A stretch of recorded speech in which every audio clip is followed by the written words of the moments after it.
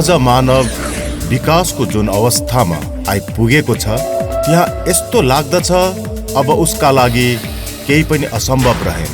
हामीले समयको गतिका साथै अपूर्व उपलब्धिहरू प्राप्त गर्दै गौरवशाली सभ्यताको निर्माण गरेका छौँ।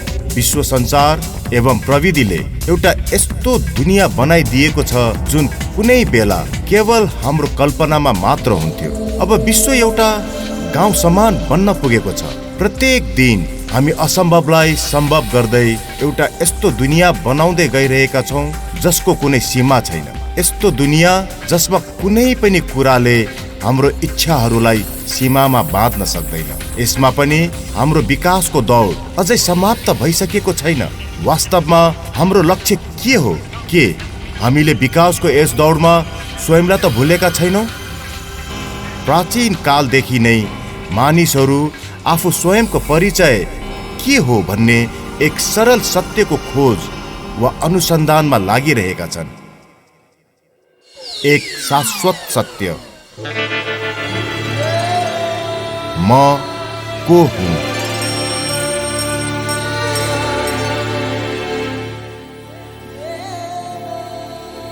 हरेक मानिसमा जान्ने इच्छा स्वाभाविक तथा जन्मजात हुन्छ। कोही त अतीतलाई जान्नका लागि इतिहासमा रुचि लिइरहेका छन्, कोही विधि विधान संविधानको अध्ययन गरिरहेका छन् भने कोही विज्ञान र प्रविधिको। मानिस अनेक कुराहरूलाई त जान्दछ तर स्वयंलाई भने जान्दैन। यो अति आश्चर्यको कुरो छ। कोही त स्वयंलाई एक शरीर मान्दछन् भने कोही स्वयं आफूलाई मन अनि कोहीले मस्तिष्क मान्दछन्। हुन त यी सबै हाम्रा परिचयका विषयमा भनिन्छन्। फेरि पनि यो एउटा प्रश्न भने उठि नै रहन्छ, आखिर म को हुँ? यस्तो लाग्दछ यसको उत्तर धेरै जटिल छ। तर जब म भन्दछु मेरो खुट्टा, मेरो हात र मेरो शरीर, अब भने यसको अर्थ के भयो? के यसको सरल अर्थ यो त होइन म यो हात, खुट्टा वा शरीर होइन? त्यसो भए यो कसले भनिरहेको छ मेरो शरीर? त्यो म भन्ने को हो? आज मन, बुद्धि, मस्तिष्क इत्यादि चुनौतीपूर्ण विषयमा वैज्ञानिक एवं डाक्टरहरू अलमलमा परेका छन्। यहाँसम्म कि निकट मृत्युको अनुभूतिहरू, देह बाहिरको अनुभूतिहरू, सपना, पूर्व जन्मका स्मृतिहरू आदि पनि तर्कसङ्गत लाग्दैनन्। फेरि उही प्रश्न उठ्छ, यी सबैको बारेमा कुरा गर्ने एवं अनुभव गर्ने को हो? कहिलेकाहीँ हामी यस्ता प्रतिभावान बच्चाहरूलाई देख्दछौँ जसमा कम उमेरमै असाधारण योग्यता प्राप्त भएको हुन्छ।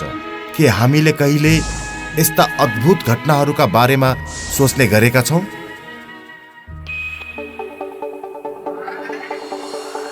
अब प्रश्न उठ्छ, के शरीर मस्तिष्कका साथै आफैमा सम्पूर्ण छ? शरीरका विभिन्न अङ्गहरूलाई कसले चलाउँछ? मस्तिष्कलाई समय अनुसार सही सङ्केत दिने को हो? के शरीर विभिन्न कोशिकाहरूको समूह मात्र हो जसमा जैविक क्रियाहरू चलिरहन्छन्? तन्त्रिका प्रणालीको सञ्चालन हुनु, हार्मोन्सलाई प्रभावित गर्नु, रक्त सञ्चालन हुनु, श्वास प्रश्वास क्रिया, पाचन क्रिया आदिलाई सङ्केत कसले पठाउँछ? मृत्यु पर्यन्त शरीरको क्रिया प्रणालीहरूलाई सुचारू रूपले कसले चलाउँछ? अलिकति सोचौँ, सङ्कल्प कहाँबाट उत्पन्न हुन्छ? देहसँग त्यसको अन्तर्व्यवहार कसरी हुन्छ? के विचारहरूको मूल स्रोत मस्तिष्क हो वा मस्तिष्कलाई पनि सञ्चालन गर्ने अरू नै कोही छ? सङ्कल्प भौतिक हो या पराभौतिक? परमाणु एवं अणुहरूद्वारा निर्मित यो परिवर्तनशील दुनियाँमा केही पराभौतिक चिजहरू पनि छन् जसलाई न त कुनै माइक्रोस्कोप वा दूरबीनले देख्न सकिन्छ र न त कुनै उपकरणद्वारा नाप्न नै सकिन्छ। वास्तवमा यस्ता कुनै पनि उपकरण अहिलेसम्म न त बनेका छन् न त बनाउन नै सकिन्छ। तिनीहरूलाई पत्ता लगाउने एउटा मात्र विधि छ, अन्तर्मुखी भएर गहन शान्तिमा स्थित हुनु।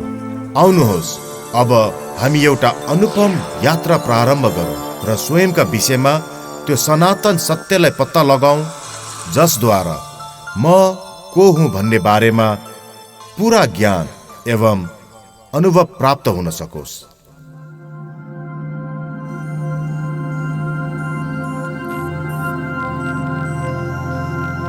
यो म होइन, म यो हुँ।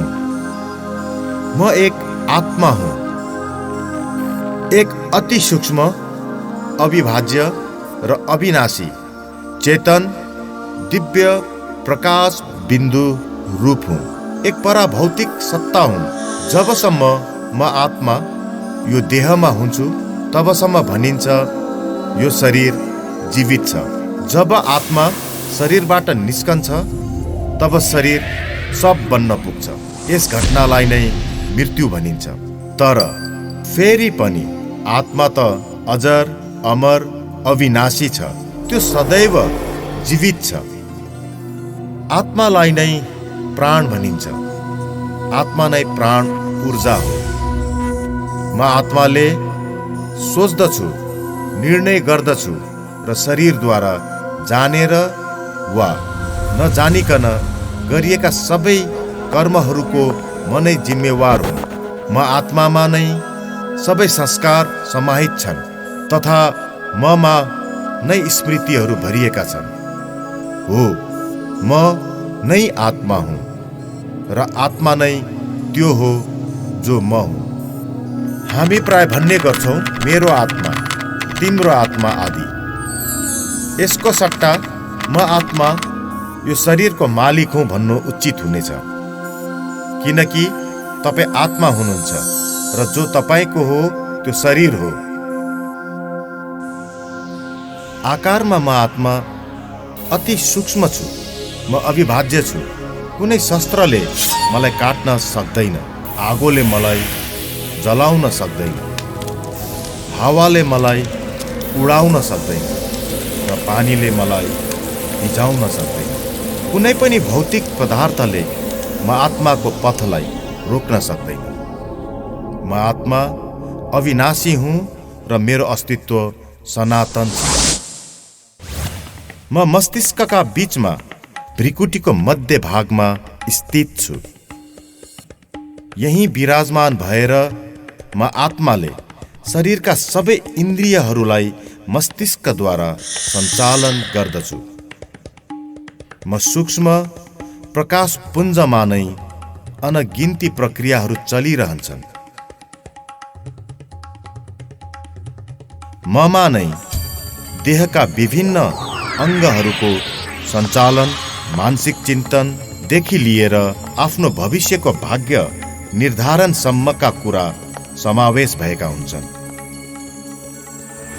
म आत्मा स्वतः नै यो जान्दछु कि मेरो शरीरका लागि के ठिक र के बेठिक छ। तर त्यो ज्ञानलाई कसरी प्राप्त गरौँ यो मैले बिर्सिसकेँ।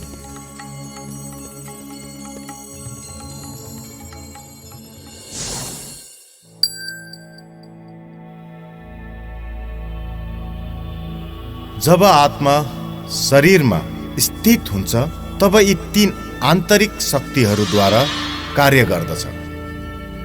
यी शक्तिहरू हुन् मन, बुद्धि र संस्कार। मेरा संकल्पहरूको रचनाको आधार हो भूतकालको अनुभव, प्रभाव, स्मृतिहरू तथा अरूद्वारा प्राप्त भएका सूचनाहरू। आत्मामा निहित संकल्पहरूको रचना तथा अनुभव गर्ने शक्तिलाई नै मन भनिन्छ।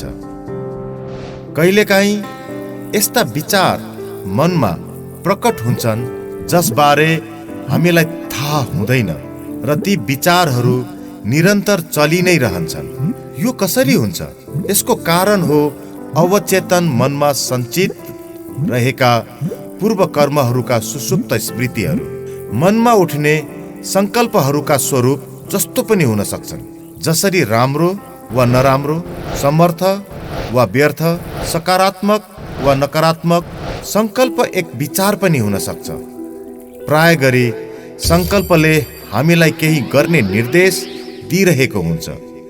यो गरौँ वा नगरौँ, अहिले गरौँ वा पछि गरौँ, यो राम्रो हो वा नराम्रो आदि विषयको निर्णय म आत्माले लिने गर्दछु।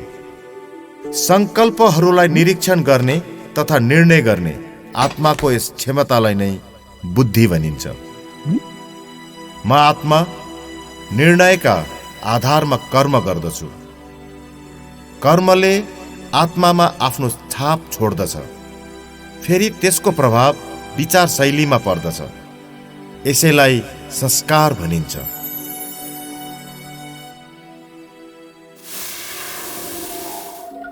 कुनै संस्कार हल्का, सामान्य, कुनै मध्यम र कुनै अत्यन्त गहिरा पनि हुन सक्छ। धेरै गहिरो संस्कार कर्मको रूपमा प्रत्यक्ष हुन्छ। यस्तो कर्म तपाईको चेतन, अर्धचेतन वा अचेतन अवस्थामा पनि हुन सक्छ। यस्ता गहिरा छाप सपनाका रूपमा देखिन्छ।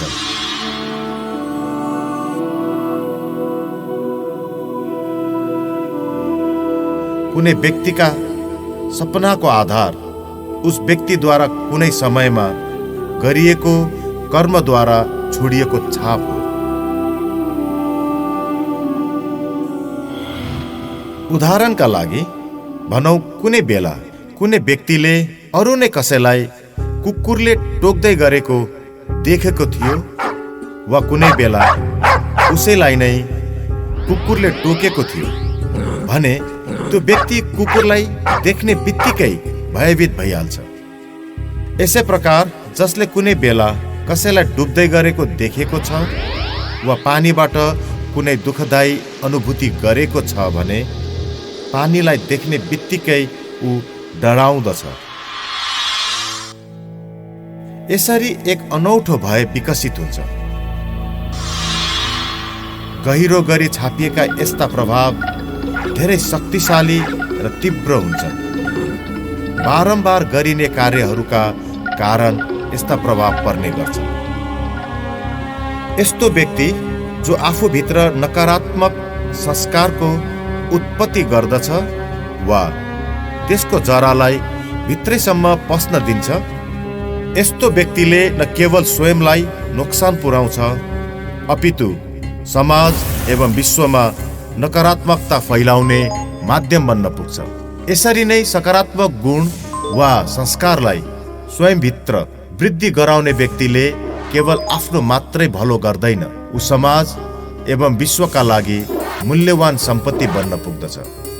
सकारात्मक विचार धेरै जसो ढिलो चल्ने एवं स्थिर गतिका हुन्छन्। जब विचार व्यवस्थित एवं ढिलो गतिमा चल्दछ तब बुद्धिले सही निर्णय दिन सक्छ, जसले गर्दा सुखद अनुभूति भइरहन्छ। यस्ता व्यक्ति शान्त र स्थिर स्वभाव भएका हुन्छन्। यसका विपरीत नकारात्मक विचार धेरै जसो अस्थिर, छरिएका र तीव्र गतिका हुन्छन्। यसैले चिन्ता, आशंका, असुरक्षा र भय जस्ता नकारात्मक अनुभूतिहरू तथा भावनाहरूलाई बढाउँछ। कहिलेकाहीँ यस्तो पनि हुन्छ कि मनमा एकैसाथ धेरै विचारहरू उत्पन्न हुन्छन्। यसरी बुद्धिमा अत्याधिक मात्रामा विचार आएका कारण बुद्धि सही निर्णय गर्नमा असक्षम हुन्छ र व्यक्ति भ्रमित हुन पुग्दछ। यसै स्थितिलाई सामान्य रूपमा तनाव भनिन्छ।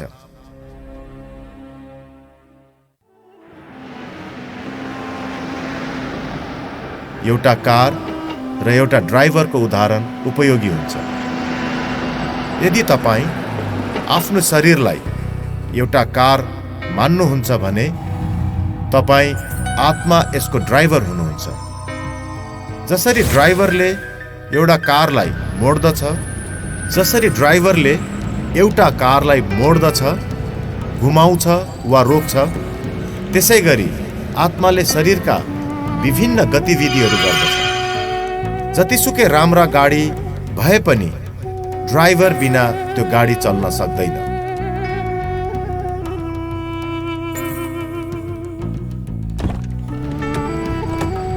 जसरी ड्राइभरले गाडीलाई नियन्त्रण गर्दछ, ठीक त्यसरी नै आत्माले शरीरलाई नियन्त्रण गर्दछ।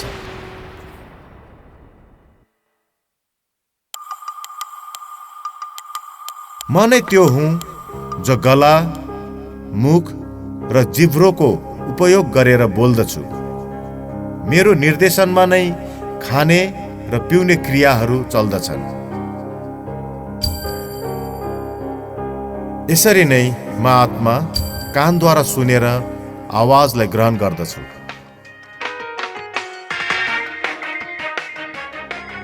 यदि शरीरलाई केहीले छोयो भने छालाद्वारा म नै महसुस गर्दछु। म आत्माले नै आँखाद्वारा देख्दछु। प्रत्येक दृश्य वा वस्तुलाई देख्ने म आत्मा नै हुँ। संक्षेपमा भन्ने हो भने मस्तिष्क सहित समस्त शरीरका अङ्गलाई म आत्माले नै उपयोग गर्दछु। कहिलेकाहीँ आत्मा भौतिक इन्द्रियहरूको सहयोग बिना पनि कर्म गर्न सक्दछ। यस घटनालाई ESP अर्थात् एक्स्ट्रा सेन्सरी पर्सेप्सन अथवा छैठौं इन्द्रिय पनि भनिन्छ। एक्स्ट्रा सेन्सरी पर्सेप्सन आत्माको एउटा यस्तो क्षमता हो जसद्वारा आत्मा बिना कुनै पूर्व अनुभव तथा बिना कुनै भौतिक इन्द्रियहरूको सहाराले पनि सूचना प्राप्त गर्न सक्छ। जस्तै टेलिपेथी, भविष्यको ज्ञान, दिव्य दृष्टि, अन्तर्ज्ञान र पूर्वाभास। यसरी पञ्चेन्द्रियको संलग्नता बिना भएका घटनाहरूले आत्माका छैठौं इन्द्रियको अस्तित्वलाई दर्शाउँदछ।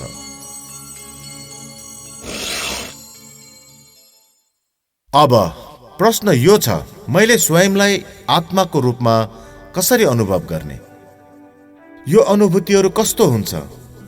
यी कुराहरूलाई शब्दमा स्पष्ट गर्न सम्भव छैन, किनकि यो अवस्थालाई केवल गहन चिन्तन र शान्त मनस्थितिमा ध्यान योगका अभ्यासद्वारा नै अनुभव गर्न सकिन्छ। आउनुहोस् हामी यस विचारधारालाई बुझ्ने प्रयास गरौँ। कल्पना गरौँ, एक विशाल कृत्रिम मानवीय शरीर छ जसमा सबै शरीरका अङ्गहरू छन्। यदि तपाईँ आँखा रूपी झ्यालको पछाडि एउटा कुर्सीमा बस्नु भएको छ भने तपाईलाई कस्तो अनुभव हुन्छ? जब तपाईँ आँखा रूपी झ्यालबाट हेरिरहनु भएको छ भने के तपाईँ स्वयंलाई त्यो झ्यालबाट भिन्न अनुभव गर्नुहुन्न? आत्मा पनि शरीरमा बसेर यस्तै महसुस गर्दछ। आत्मा शरीरदेखि सर्वथा भिन्न छ। यदि एक व्यक्ति जो दोस्रो व्यक्तिको अनुहारलाई देखेर प्रतिक्रिया गर्दछ भने उसको प्रत्येक प्रतिक्रिया अगाडि बसेको व्यक्तिको हाव भावमा आधारित हुन्छ। विश्वका प्रत्येक मानव मनको शान्तिको आकांक्षा राख्दछ, जीवनमा खुशी पाउन चाहन्छ, प्रेम गर्ने र पाउने इच्छा राख्दछ, शुद्धता र पवित्रतालाई मन पराउँदछ।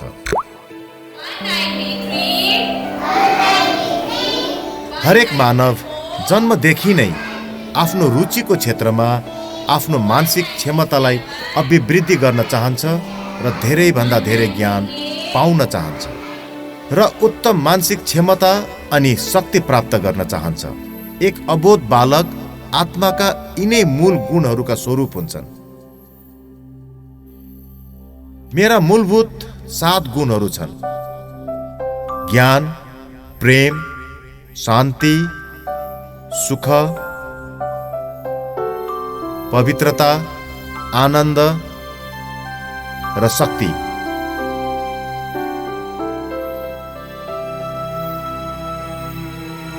मौलिक रूपबाट हरेक व्यक्ति यी गुणहरूको जन्मदेखि नै अधिकारी हुन्छ।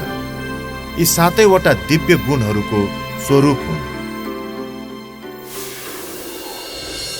तर कयौं मानिसहरू गलत मान्यता अथवा अज्ञानतावश वा वातावरण र व्यक्तिका प्रभावको वशमा परेर विपरीत दिशातिर गइरहेका छन्, जसको परिणाम स्वरूप हामी आफैलाई शरीरसँग सम्बन्धित विशेषताहरूमा विभाजित गरेर लामो समयदेखि आफ्नो पहिचान बनाइसकेका छौँ।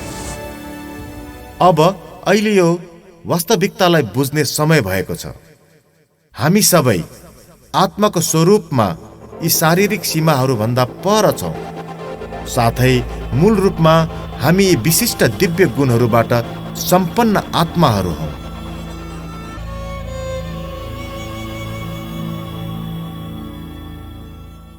कुनै व्यक्ति कसरी जन्म लिन्छ? आमाको गर्भमा स्थित कोशिकाहरू एवं तरल पदार्थहरूको पिण्ड कहिले जीवित हुन्छ? त्यसमा प्राण कहिले आउँछ? जीवन ऊर्जाको सञ्चार तब हुन्छ जब एक आत्मा भ्रूणमा तेस्रोदेखि 5औं महिनाको बीच प्रवेश गर्दछ। आत्मा नै प्राण हो अथवा जीवन ऊर्जा हो।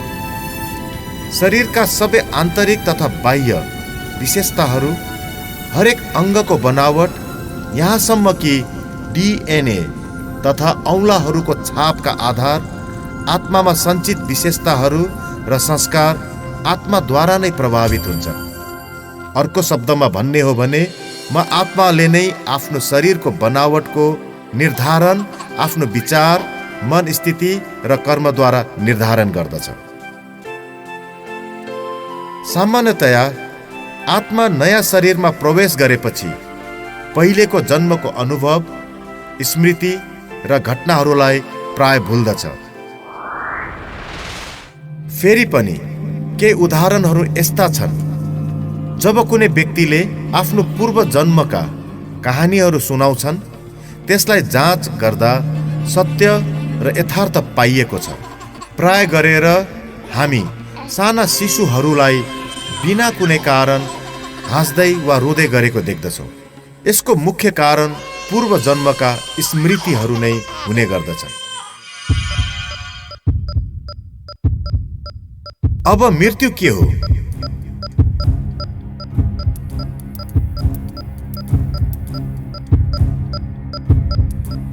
र मृत्युपछि के हुन्छ?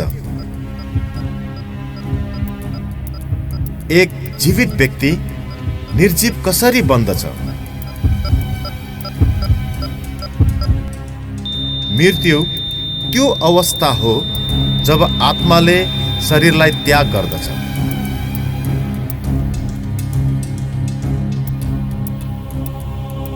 जब आत्माले शरीरलाई छोड्दछ, तब शरीर जुन एक हड्डी, मासु र रगतबाट बनेको आत्माको वस्त्र हो, एक शव मात्र बाँकी रहन्छ, जुन विच्छेदित भएर प्रकृतिको पञ्चतत्वमा विलीन हुन पुग्दछ।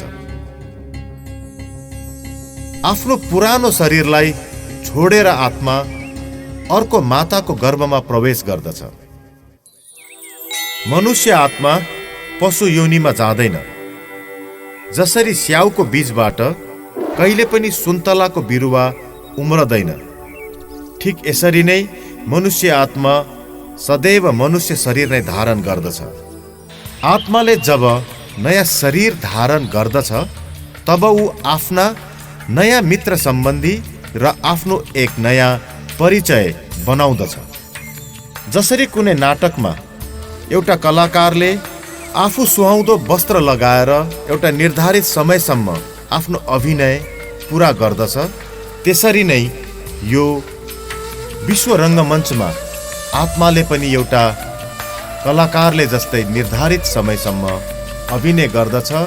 र जब शरीर अधिक उमेरको वा रोगी या कुनै घातक चोटका कारण काम नलाग्ने कमजोर बन्दछ, तब आत्मा शरीरलाई त्याग गरेर जन्मपछि जन्म लिँदै जान्छ। यसरी यो संसारमा जीवन एवं मृत्युको अविनाशी चक्र यस संसारमा चलि नै रहन्छ। विश्व नाटक अथवा विश्व इतिहास अरू केही होइन, केवल सबै आत्माहरूको एकत्रित खेल हो। आत्मा परमधाममा तबसम्म पर्खेर बसिरहन्छ जबसम्म विश्व नाटकमा उसको लागि प्रवेश गर्ने अनुकूल परिस्थिति हुँदैन। एक पटक आत्मा यहाँ आएपछि तबसम्म उसलाई यही नै रहिरहनु पर्छ जबसम्म सबै आत्माहरू यो विश्व नाटक मञ्चमा आइसक्दैनन्।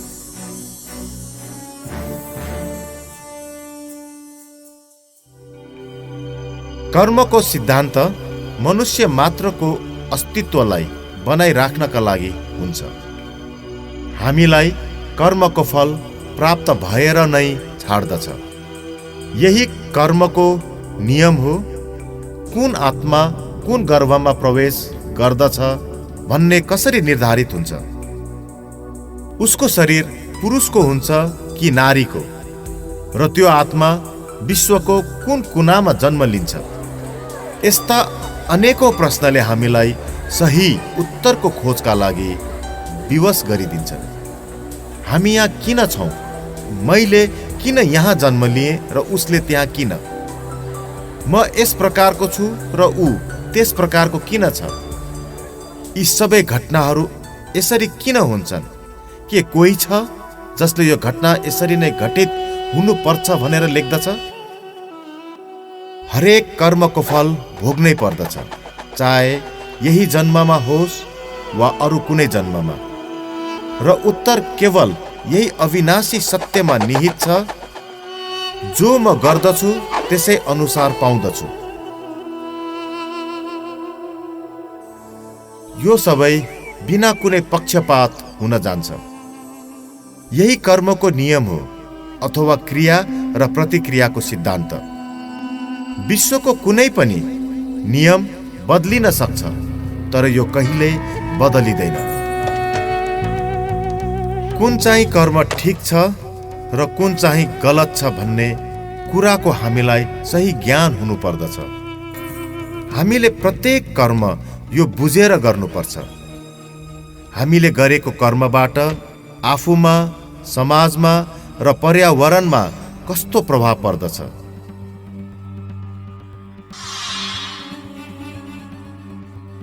त्यसको परिणाम अहिले निस्कन्छ वा भविष्यमा हुनेछ।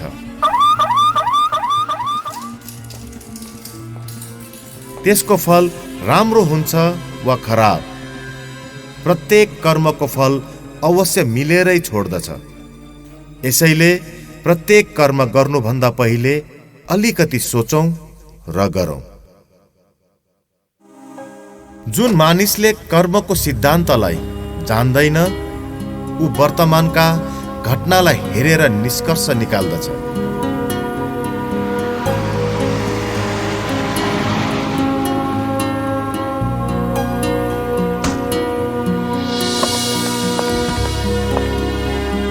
भविष्यमा के हुनेछ ऊ जान्दैन। उसले दृश्य परिवर्तन हुन्जेलसम्म प्रतीक्षा गर्नुपर्दछ। Cameras, cameras, cameras. तो चेहरे pay fresh look important part of fitness. In a shocking incident today, British Airways flight BA582 from Mumbai to Manchester crashed. प्रत्येक घटना घट्नुको पछाडि कुनै न कुनै कारण अवश्य विद्यमान हुन्छ।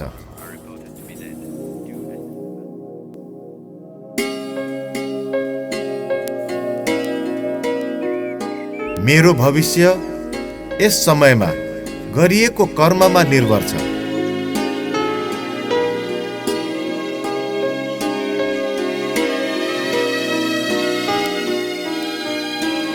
म आफै आफ्नो श्रेष्ठ कर्मद्वारा मेरो भविष्यको जीवन कहानी लेख्दैछु।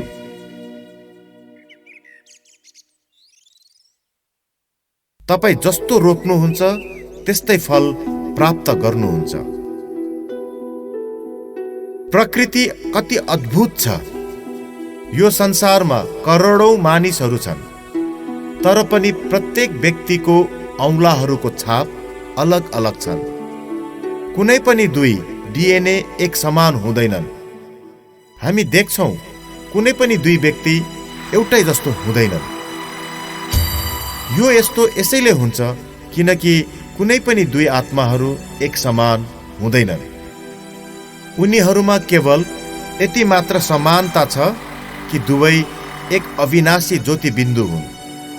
हामी विभिन्न व्यक्तिका व्यवहारमा, कार्य गर्ने तरिकामा, सोचाइमा, रहनसहनमा अन्तर देख्दछौँ। संक्षेपमा, प्रत्येक आत्माको व्यक्तित्वमा भिन्नता छ। यसैले म आफैमा विशिष्ट छु। म कोही भन्दा सानो छैन, न म कोही भन्दा ठुलो छु। जब म यो महसुस गर्दछु म यो संसारमा अद्वितीय छु, म यहाँ आफ्नो विशेष पाठ खेल्न र जिम्मेवारी पूरा गर्न आएको छु भने म आफ्नो भविष्य आफै निर्माण गर्न सक्छु।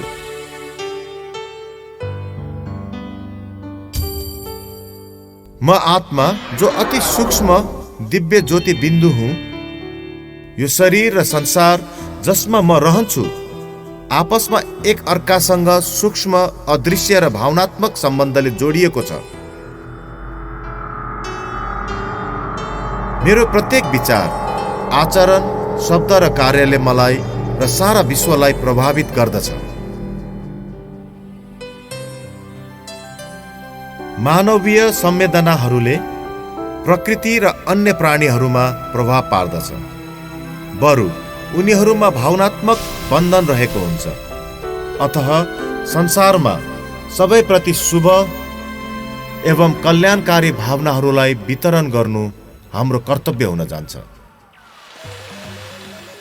हाम्रो दुनियाँमा जे पनि भइरहेको छ त्यो हाम्रो चेतना शक्तिको दृश्याङ्कन हो।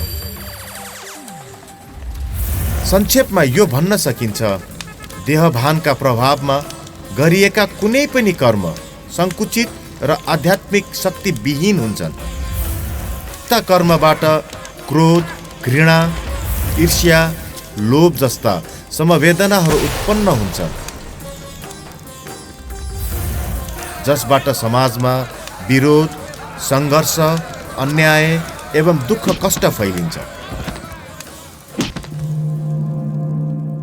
यसका विपरीत आत्मस्मृतिको ज्ञानको प्रभावमा गरिएका कर्मद्वारा प्रेम र भाइचारा जस्ता समवेदनाको जन्म हुन्छ, जसद्वारा समाजमा समरसता, एकता एवं सुखद अनुभूतिहरूको वृद्धि हुन्छ। हामीले अहिलेसम्म जुन ज्ञान प्राप्त गरेका छौँ त्यसैको आधारमा अब आउनुहोस् हामी आत्मिक स्थितिको अभ्यास गरौँ। आफ्नो सुविधा अनुसार कुनै पनि मुद्रामा बसौँ। आँखा खुल्ला राखौँ ताकि तपाईलाई चारैतर्फको वातावरणको आभास रहोस्। आफ्नो विचार र चेतनालाई समेट्नुहोस्। अब संकल्प गर्नुहोस्, म एक शान्त स्वरूप आत्मा हुँ। म एक अति सूक्ष्म ज्योति बिन्दु। म आत्मा भ्रिकुटीको मध्य भागमा विराजमान छु। म आँखाद्वारा देख्दछु, म कानद्वारा सुन्छु, म नाकद्वारा सुँग्दछु र श्वास लिन्छु, मुखद्वारा बोल्छु तथा त्वचाद्वारा महसुस गर्दछु। म शरीरको मालिक हुँ।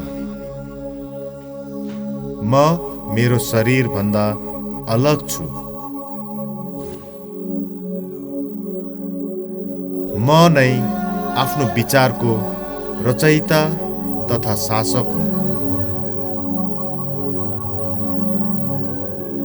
म नै मेरो संकल्पको जिम्मेवार छु। म आत्माले नै निर्णय लिन्छु।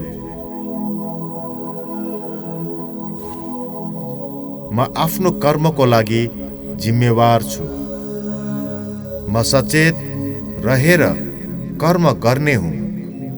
म आफ्नो जीवनलाई नियन्त्रित गर्न सक्दछु। कदम कदममा आफूले आफैलाई आत्मा देख्ने अनि सम्झिने तथा अरूलाई पनि आत्मा देख्ने अभ्यास गरौँ। यसो गर्नाले म स्वयंलाई आफ्नो मौलिक गुण, विशेषता र सकारात्मक शक्तिका साथ अनुभव गर्न सक्दछु। म को हुँ र मेरो आन्तरिक स्वभाव के हो, यसको सही ज्ञानले मेरो दृष्टिकोणलाई अरूप्रति बदल्दछ तथा अरूसँग राम्रो सम्बन्ध बनाउनमा हाम्रो मद्दत गर्दछ र मैले आफूले आफैलाई जान्नका लागि विवेक दिन्छु। जब मेरो प्रत्येक कार्य र व्यवहार आत्मिक स्थितिमा हुन्छ, तब म आफ्नो वास्तविक स्वरूपको अति समीप हुन्छु। यही आत्मिक स्थिति हो। यही स्थितिमा म आफ्नो जीवनको लक्ष्य र उद्देश्यलाई प्राप्त गर्दछु। त्यसैले आफूले आफैलाई आत्मा सम्झिएर आफ्नो जीवनलाई आध्यात्मिक दृष्टिकोणबाट जीवन जिउँदै सबैप्रति सकारात्मक वृत्ति राखौँ, जसद्वारा हाम्रो जीवन र हाम्रो समाज शान्ति, पवित्रता, खुशी र प्रेमको प्रकाशले जगमगाओस्।